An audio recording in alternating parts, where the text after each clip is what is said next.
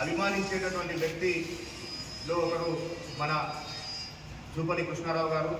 ఎందుకు అంటే అప్పుడున్నటువంటి సందర్భంలో మన మంత్రివర్యులు రైతుల కోసం జైలుకు వెళ్తే అక్కడ ఆ జైలుకు వచ్చి పరామర్శించి ఆ రోజుల్లో రాజశేఖర రెడ్డి గారు స్వయంగా జూపల్లి సార్ గారు చెప్పేది వాట్ కృష్ణ అని పిలిచేటటువంటి వ్యక్తి జూపల్లి కృష్ణారావు సార్ గారిని.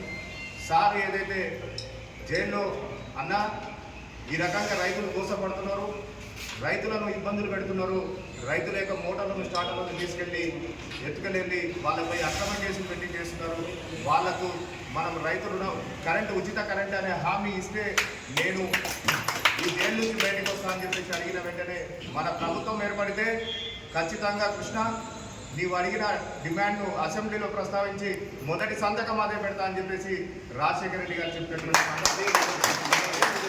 ఆ సంతకం ఈరోజు ఎంతోమంది జీవితాల్లో వెలుగు నింపింది. కాబట్టి జూపల్లి కృష్ణారావు సార్ గారికి కూడా ఎంతో ప్రేమించినటువంటి వ్యక్తి మన వైఎస్ రాజశేఖర రెడ్డి గారు.